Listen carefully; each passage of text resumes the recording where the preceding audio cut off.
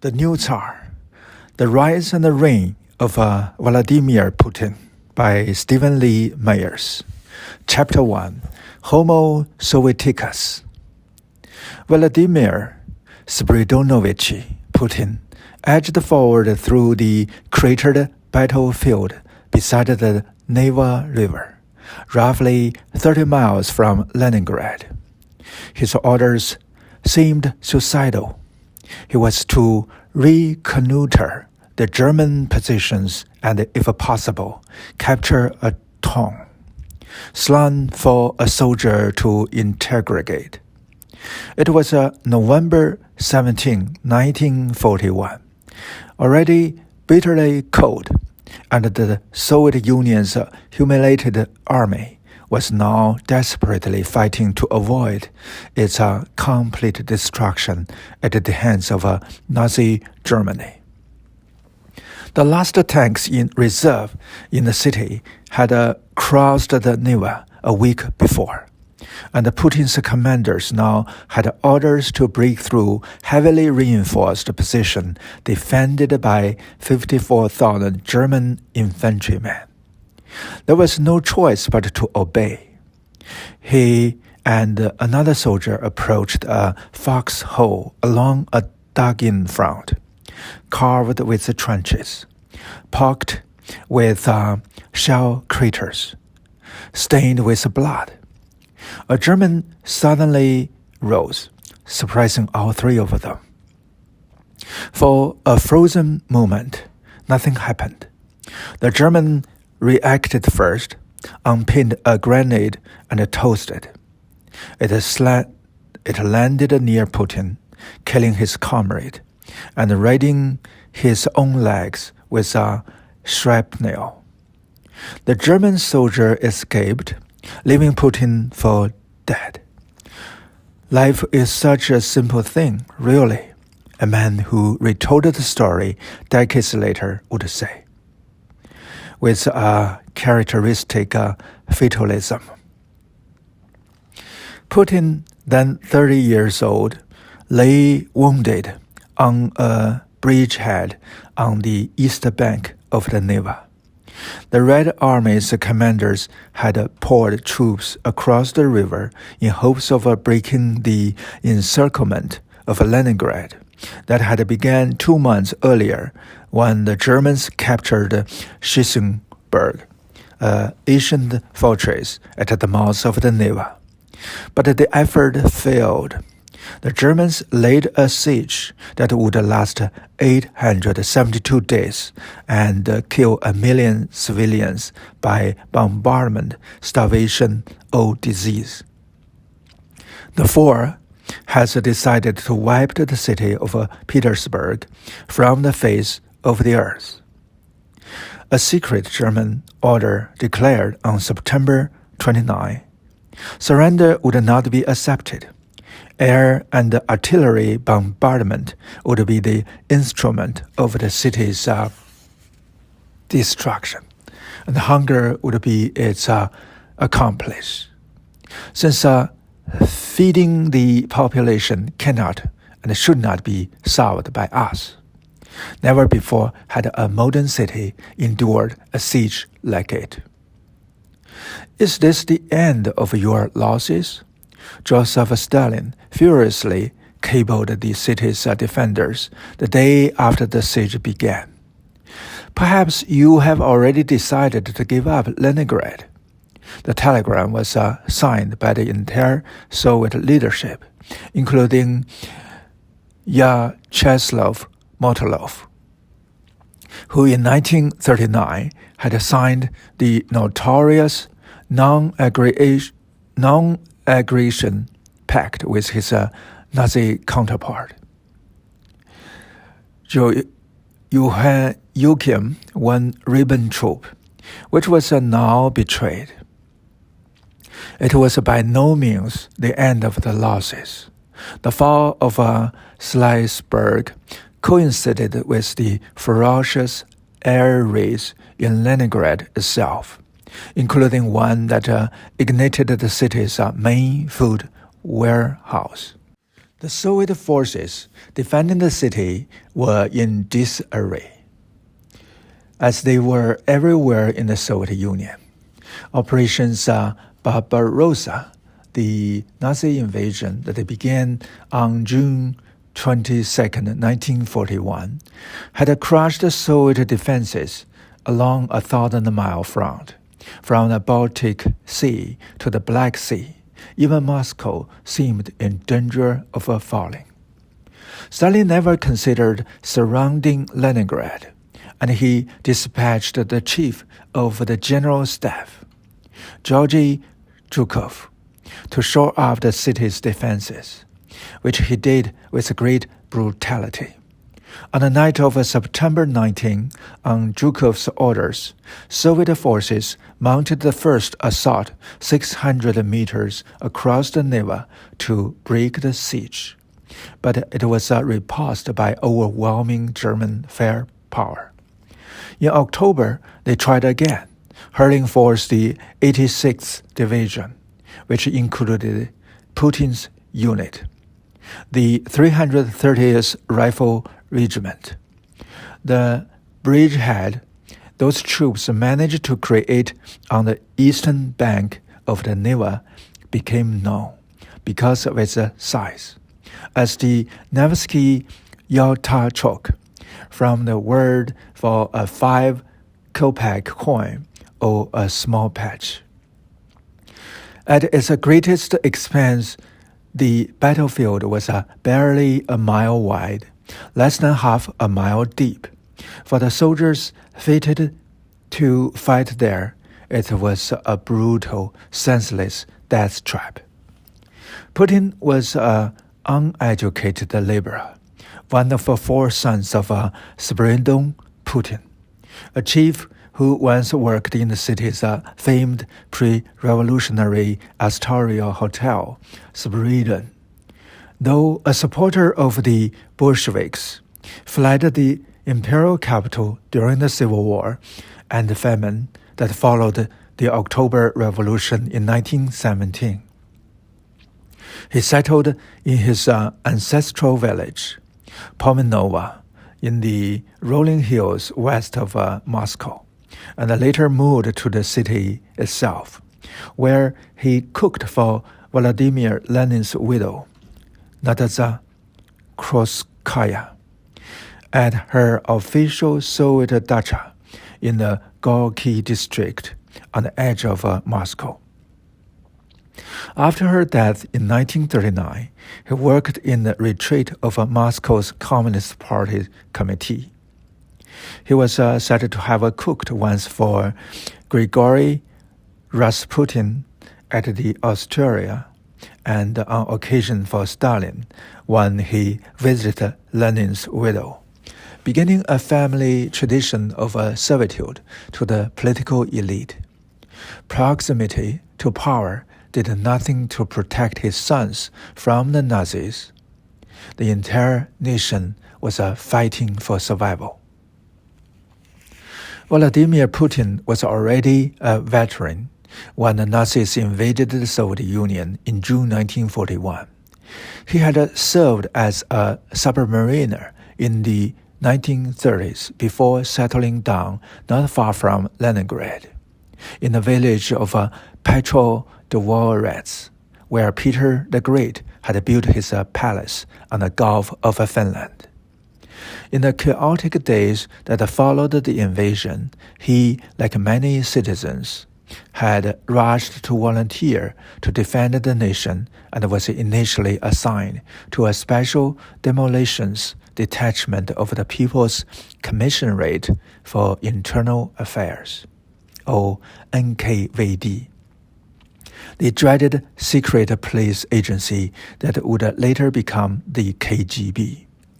The NKVD created 2,222 of these detachments to harass the Nazis behind the front, which was then rapidly advancing. One of Putin's first missions in the war was a disaster. He and 27 other partisan fighters parachuted behind the Germans advancing on Leningrad near the town of Kinsepp.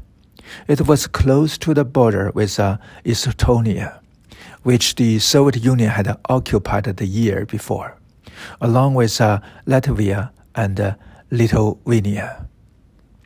As part of the notorious pre-war pact with Hitler, Putin's detachment managed to blow up one arms depot, as the story went, but quickly ran out of ammunition and rations. Local residents, Estonians, brought them food but also betrayed them to the Germans, whom many in the Baltic nations welcomed, at least at first, as liberators from Soviet occupation. German troops closed in on the unit, firing on them as they raced along the road back to the Soviet lines. Putin split off, chased by Germans with dogs, and hid in a marsh, submerging himself and breathing through a reed until the patrol moved on. How exactly he made it back is lost to the fog of history, but only he and 3 others of the detachment survived the raid. The NKVD interrogated him after his escape, but he managed to avoid suspicion of desertion or cowardice, and was soon sent back to the front. It might have been courage alone that drove Putin, or it might have been fear. Stalin's order number 270, issued on August 16, had threatened soldiers who deserted with execution and their family members with arrest. Inside Leningrad, conditions deteriorated rapidly, despite efforts by the authorities to maintain a sense of normality. Schools opened, as always, on September 1st, but 3 days later, the first German shells landed inside the city, with the blockade completed and the city now under regular assault from above. The authorities intensified the rationing of food. Rations would gradually decline, leading to desperation, despair, and finally death. As Vladimir Putin fought outside the city, his wife Maria and their infant son were trapped inside. Vladimir and Maria, both born in 1911, were children of Russia's turbulent 20th century, buffeted by World War I, the Bolshevik Revolution, and the Civil War that followed. They met in Pomenovo, where his father had moved after the revolution, and married in 1928, when they were only 17. They moved back to Leningrad as newlyweds, settling back in Petrodvorets with her relatives in 1932. After Putin's conscription in the Navy, they had a boy named Oleg, who died in infancy. A year before the war started, they had a second son, Victor. Maria and Victor only narrowly avoid occupation in Nazi-held territories. She had refused at first to leave Petrodvorets, but as the Germans closed in, her brother, Ivan Shalomov, forced her to evacuate. He served as a first captain in the Baltic Fleet's headquarters, and thus had military authority and what privileges still existed in a city under siege. Captain Shalomov retrieved them under gunfire and bombs and settled them into a city whose fate was precarious. Conditions became dire as the winter arrived. The cold that year even more bitter than usual. Maria and Victor moved into one of dozens of shelters. The authorities opened the house, refugees pouring in from the occupied outskirts. Her brother helped her with his own rations, but her health faded nevertheless. One day, exactly when is unknown, she passed out, and passers-by laid her body out with the frozen corpses that had begun to pile up on the street for collection. Left for dead as her husband had been on the front, she was discovered somehow in this open-air morgue, her moans attracting attention. Vladimir's survival seemed no less improbable. He lay wounded beside the Neva for several hours before other Soviet troops found him and carried him back toward the regiment's redoubt on the bank. He might have died, one of more than 300,000 soldiers who lost their lives on the Pyotr Chok, except that an old neighbor found him on a litter at a primitive field hospital. He slung Putin over his shoulder and carried him across the frozen river to a hospital on the other side. As it turned out, Putin's injury almost certainly saved his life. His unit, the 330th Rifle Regiment, fought on the bridgehead throughout the winter of 1941 to 1942. The battle in skill and carnage foreshadowed the terrible siege of Stalingrad the next year, a monstrous meat grinder, it was called.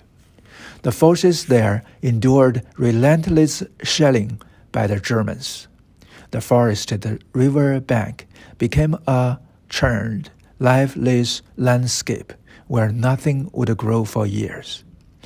New recruits crossed the Neva to replace those killed or wounded at a staggering rate of hundreds a day until the spring of 1942, when the bridge had collapsed and the Germans regained the ground on April 27. The 330th Rifle Regiment was entirely destroyed except for a major from its command staff, Alexander Sokolov, who managed to swim to safety despite serious wounds. It was one of the deadliest single battles of the entire war. And for the Soviet military command, a folly that has squandered tens of thousands of soldiers and probably prolonged the siege instead of shortening it. Putin spent months in a military hospital, recovering in a city that was dying around him. By the time the last road after the city was cut, 3 million civilians and soldiers remained besieged. Maria, who refused to be evacuated when it was still possible, ultimately found her husband in the hospital. Against the rules, he shared his own hospital rations with her, hiding food from the nurse until a doctor noticed and halted Maria's daily visit for a time. The city's initial resilience succumbed to devastation, starvation, and worse. Essential services deteriorated along with the food supply.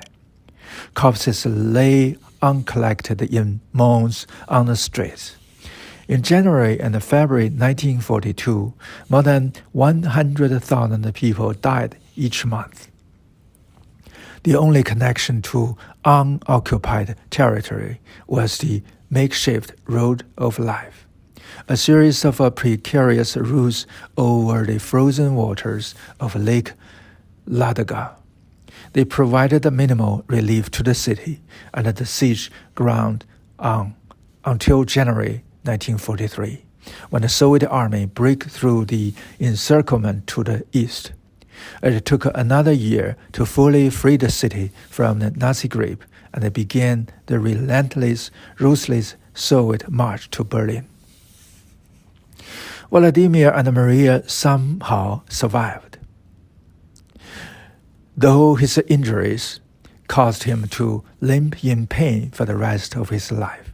In April 1942, he was released from the hospital and sent to work at a weapons factory that turned out artillery shells and anti-tank mines. Their son, Victor, did not survive.